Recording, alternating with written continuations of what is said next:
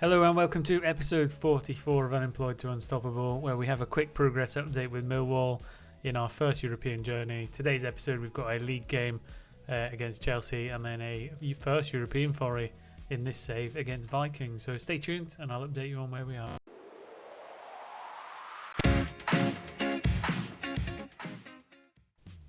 For a quick change of pace, rather than going straight to the schedule, we're going to have a look at the competitions.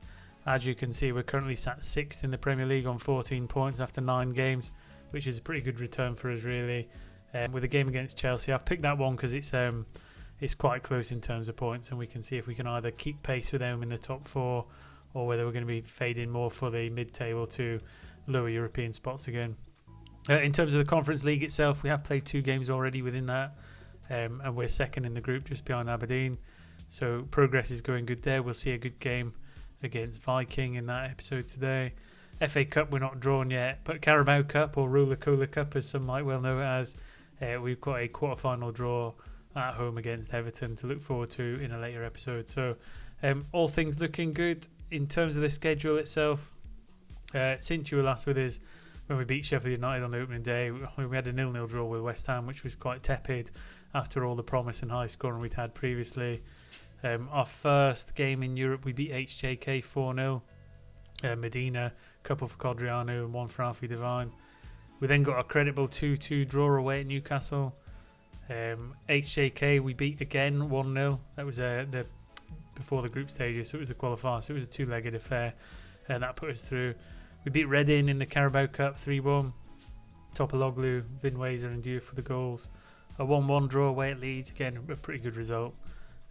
Pretty much, we made hard work of a 3-2 cup win away at Chesterfield. Medina with 2 goals and Marcio Maia with 1. Then we beat Liverpool quite comfortably. Andy Johnson getting a goal for us, who I'll take you to shortly. He's a new transfer we've got, and what a way to introduce himself there. And Victor Kravtsov with a late goal to make it secure. Our first game, the group stage, we beat Cluj 5-0. Again, loads of individual scorers. Andy Johnson getting on the score sheet again.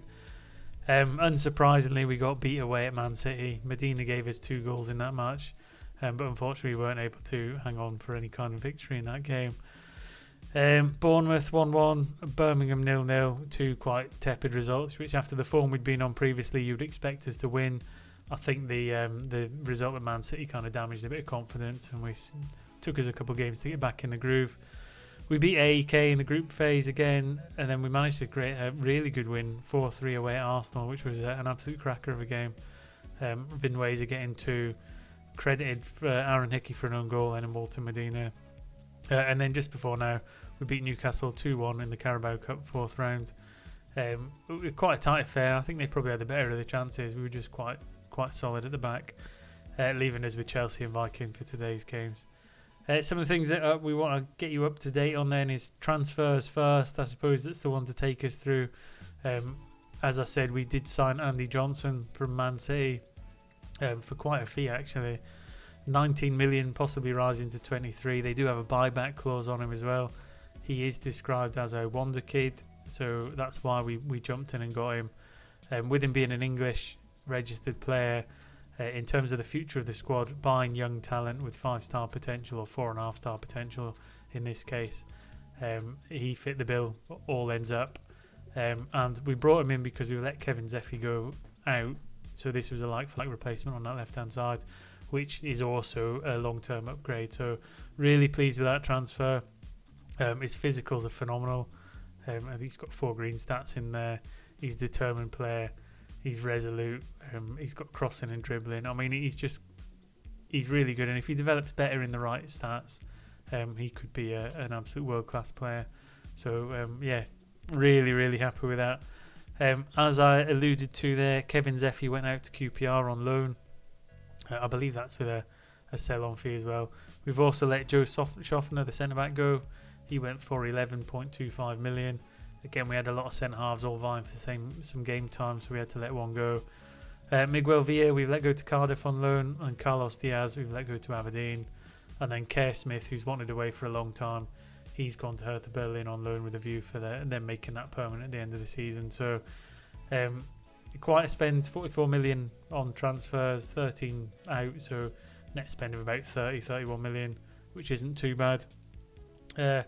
Other things to look at in terms of the squad is, and I'll just only focus on one player really, and that's Walter Medina, who we brought in the summer as again another young, promising wonder kid. But he's kind of made him. I mean, he's top goal scorer on 9. He's made himself pretty much a first teamer in many respects.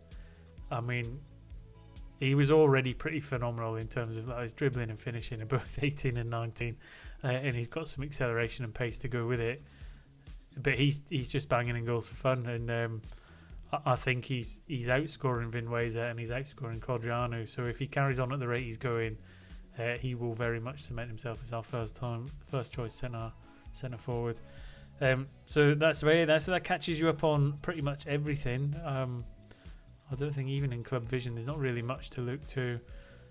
Facilities and I mean the board requests are currently. We've got a new youth facility and a new training facility in progress. So I think we touched on the previous episode. We've got 11 million in the budget going forward. So when future Wonder Kids or the next gen list comes out, we might be able to just squeeze 1 or 2 more signings into the club. So things are looking pretty promising and rosy for us at the minute.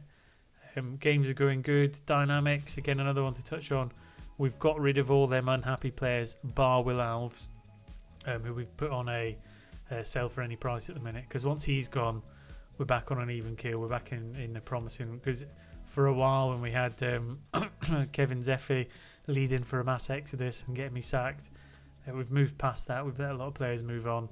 We've corrected the dynamics. We've got a positive mentality back around the club, and hopefully we can carry that into today's episode.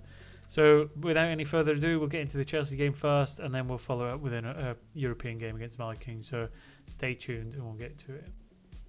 Okay, so up first we have a home game against Chelsea. We've got Anson in goals. I did have Braun playing as first choice for a while, but Anson got unhappy. So we're nursing it about a little bit, get him a couple of games where he can. Back four of Mercier, Calderon, Aliou and Shahar. A midfield three of Bramall, Diouf and Topologlu. Got Vinweza out on the right. We've got the Andy Johnson, who you've not seen play live yet, on the left, and Codriano up front, which leaves us Medina, who's not quite fully fit at the minute, on the bench to come on. And we've got some other really high class players on there as well. Vancharov, we're still trying to get some game time to get him to develop to the next phase. But Topologlu's having a really good season at the minute, 7.44 average. So again, sometimes it's really difficult to leave your first teamers out to get your development players in. But however, with the dynamics the way they are, and I occasionally drop into the dynamics page to look at player happiness, that way I can balance who thinks they're not getting enough game time before it gets too serious, and that's been working well for us in recent weeks. Straight into the game then, let's see if we can carry on the form we've been having. I mean, we did really well against Newcastle, which was just before this. I did toy with making that the episode game, but I thought a league game and then a European game was probably a bit more fitting. As Chelsea look to make the first chance, Anson tips it past the post. Chelsea playing in grey, it's not often to see that, but Codriano then clearing the ball out. Again, a fairly slow-paced game, this one. Chelsea dominating, 7 shots, 4 on target. We've not even had an opportunity yet, but more than happy. And what I've seen is we can sit back or we can defend for our lives.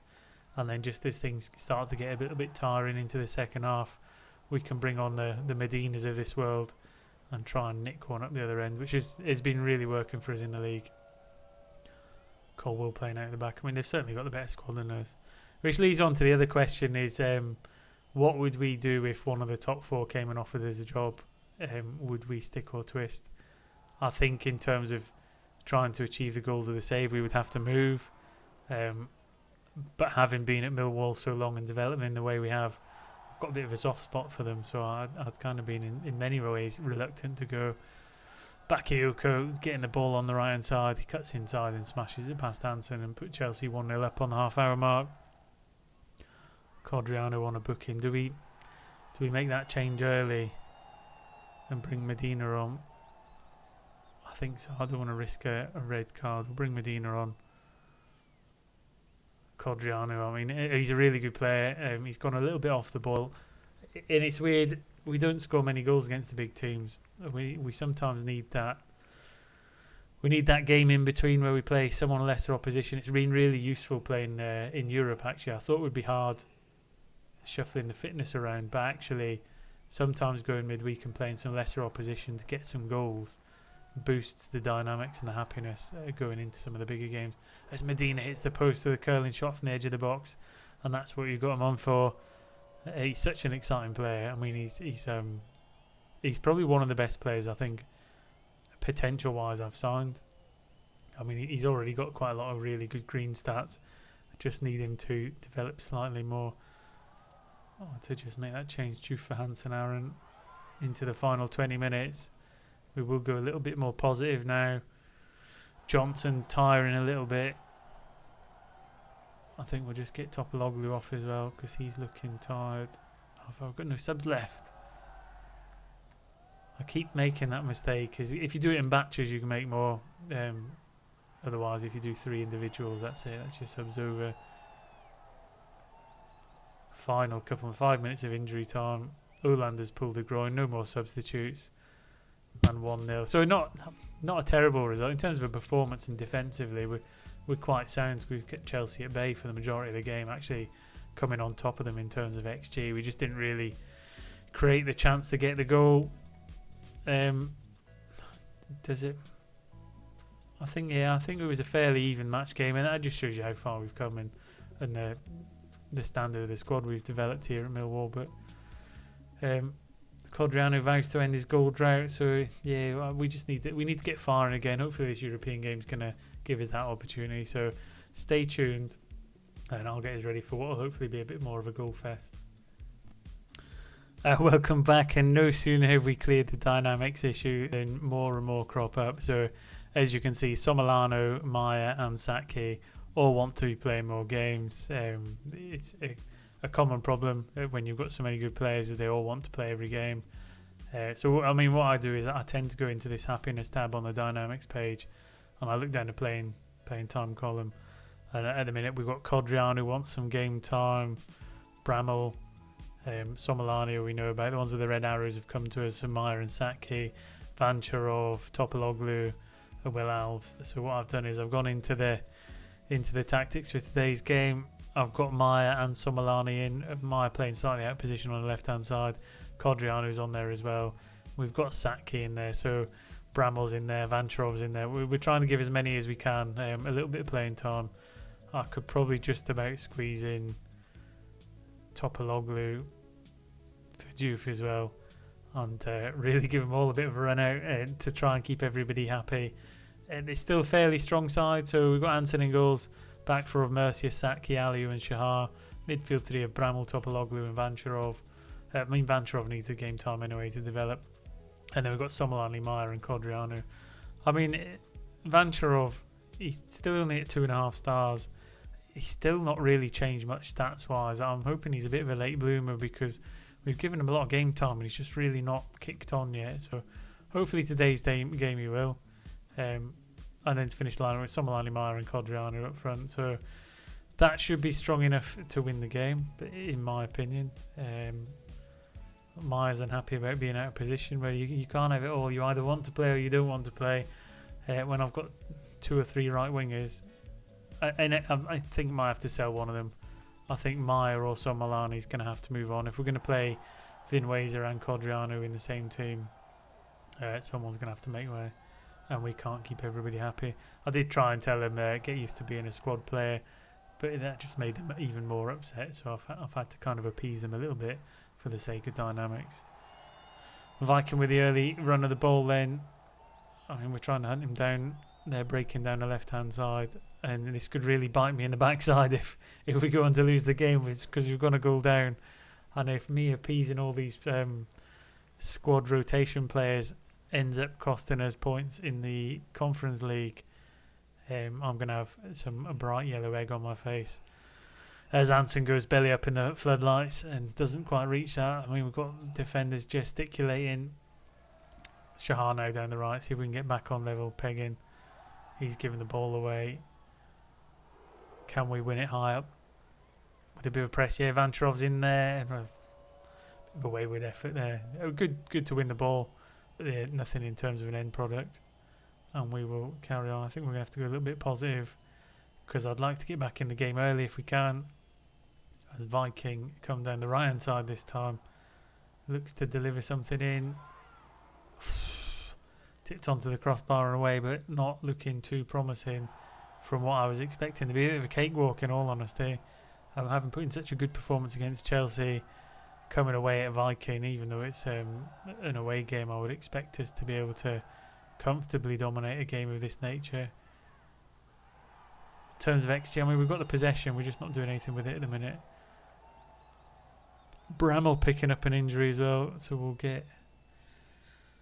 We'll give Salas a bit of game time, only because Diouf's had a heavy workload, and I can suck up a defeat in the Conference League, but I'm going to need the players firing to keep us up the top end of the Premier League, because that's the ultimate goal. Meyer in with a corner, cleared after the first minute of the second half. Codriano having a bit of a stinker up there, and he's on a yellow again, so we'll get Vinweiser up top today.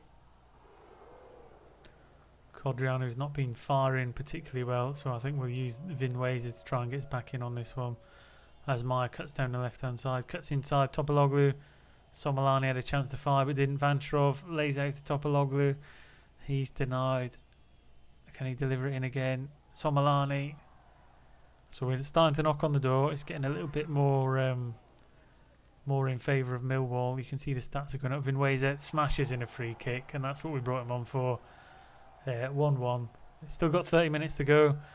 It's probably more of a left-footed free kick, that one, but he bends it into the top corner and gets his name on the score sheet, and again makes us think more about should we be playing him up front as the advanced forward or on the wing. I mean, we've got some really good front men. That's the problem. We can't rotate them all and keep them all happy.